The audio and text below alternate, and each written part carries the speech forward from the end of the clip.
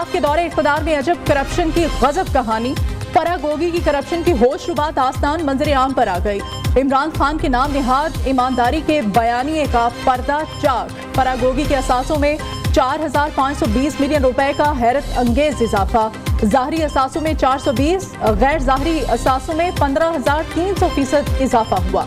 तमाम असासे फरागोगी की ज़ाती मलकियत। एहसन जमील गुज्जर और बाकी रिश्तेदारों के असासे इसके अलावा हैं।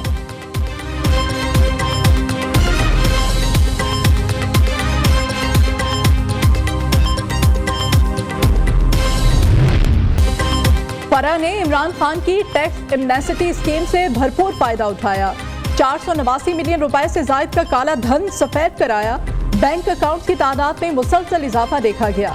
426 बिलियन रुपए का भारी सरमाया सिर्फ एक बैंक अकाउंट में डिपॉजिट कराया गया। फरागोगी, एहसन जमील गुज्जर, उनके पार्टनर्स के 102 बैंक अकाउंट सामने आए, जिनकी कुल मालियत 14.5 अरब रुपए है। इस्लामाबाद, लाहौर, बहावलपुर, गुजरांवाला समेत दीगर शहरों में बड़ी तादाद में गैर जाहिर शुदा रिहायशी और कमर्शियल जायदादें भी सामने आ गईं। घर में तिजोरी में पैसे आ रहे थे, फरागोगी इकट्ठे करके भेज रही थी। माशाल्लाह बुजदार साहब भेज रहे थे, केपी से आ रहे थे, पैसे घर में आ रहे थे।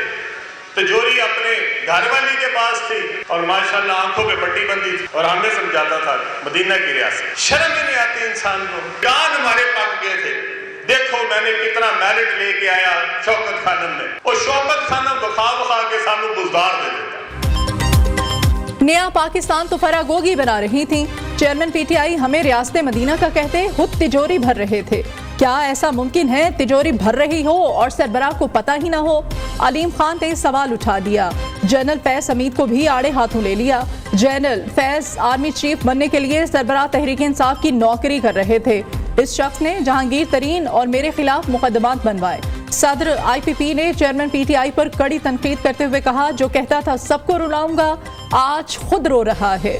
जो शख्स अपनी औलाद का नहीं हुआ वो हमारा क्या बनेगा?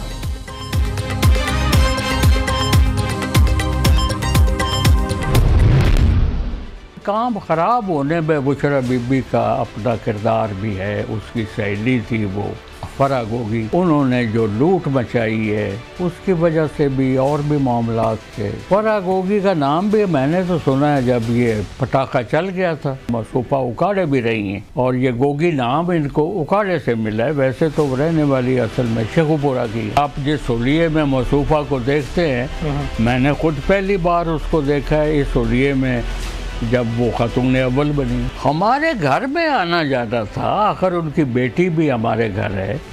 ये था कि इबादत गुजार है, वजीफे बड़े करती रहती, पढ़ती रहती है।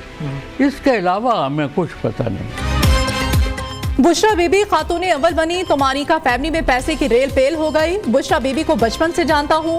दम दरूद वाला रूप देखकर खुद हैरान हो गया। वजीर आजम हाउस जाकर इसने हुलिया ही बदल लिया।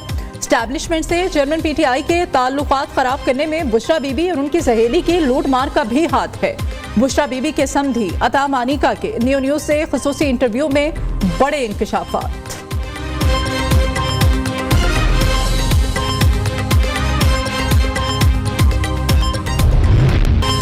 पंजाब में आज नहीं हफ्ते और इतवार को मुकम्मल स्मार्ट लॉकडाउन।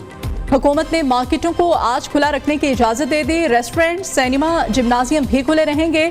शॉपिंग मॉल्स और मार्केटें 11 और 12 नवंबर को बंद रहेंगी। IT सेक्टर पर पाबंदी का इत्तलाफ नहीं होगा। महकमा प्राइमरी हेल्थ केयर का तरमीमी नोटिफिकेशन जारी। शहरियों को ज़रूरी काम के बगैर घर से निकलने की इजाज़त नहीं होगी। सेफ सिटी कैमरों से मॉनिटरिंग की जाएगी।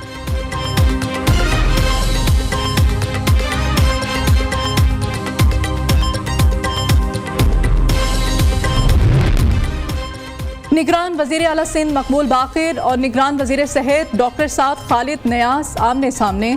डॉक्टर साद ने कहा कि महंगे तरीन रोबोट के जरिए महंगा इलाज गैर मुंतकी। वजीर आला को महंगे ऑपरेशन के लिए रोबोट्स की खरीदारी से रोका, उन्हें तमाम सूरत हाल से आगाह किया। मकबूल बाकिर ने मुदाखलत करके एकतरफा फैसले किए, अस्पतालों के दौरे से भी लाइम रखा। वजीर आला सिंध का शदीद रद्द-ए-अमल। तर्जुमान ने कहा, डॉक्टर साद नियाज अस्पतालों को बेहतर करने में बुरी तरह नाकाम रहे। जब जवाबदेही के लिए कहा गया तो वो गलत बयानी और बेहुदा इल्जामात पर उतर आए हैं। साद नियाज आईन और कानून की पामाली पर बाजिद और अपनी नाकामी पर झंझलाहट का शिकार है। पाक अफगानिस्तान ताल्लुकात में कशीदगी, बैनुल-अक़वामी एजेंडे की तकमील होगी। मौलाना फजल रहमान ने खबरदार कर दिया। सरबराह JUI कहते हैं, फैसला साजों के सामने कमीशन बनाकर दो तरफा मसला हल करने की तजवीज़ रखी। एक तरफा फैसलों से ताल्लुकात खराब होंगे। अफगानों को गैर कानूनी कहकर निकाला जा रहा है। तकलीफ कहीं, शिकायत किसी और जगह, सजा किसी और को दी जाती है। रियासत के फैसले हम क्या कर सकते हैं?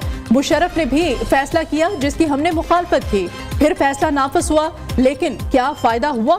अमेरिका को अफगानिस्तान पर हमले से क्या फायदा हुआ? बिलाखिर रुस्वा होकर चला गया।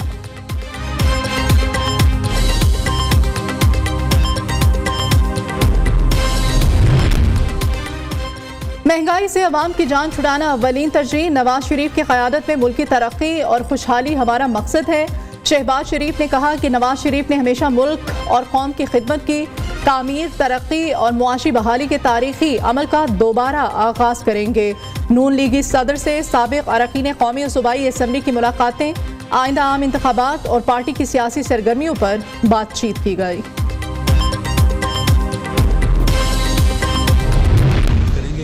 जहाँ तक इमरान खान साहब की दवाई का मामला है, लेकिन सच्ची बात ये है कि ये मैं कंफर्म बात नहीं कर रहा, लेकिन मुझे रीजनेबल डाउट है कि इमरान खान साहब को दवाई मिल रही है। राना सनाउल्लाह ने चेयरमैन PTI को जेल में दवाई मिलने का शुबा जाहिर कर दिया। 9 मई के टोले को निकालकर PTI से बात करने का इंदिया भी दे दिया।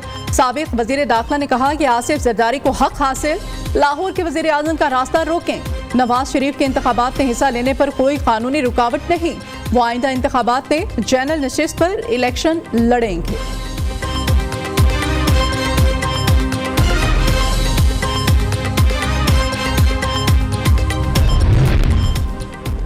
खुशियों की तकरीब मातम में तब्दील। लोधरा में लोडर रिक्शे पर ट्रॉलर चढ़ दौड़ा।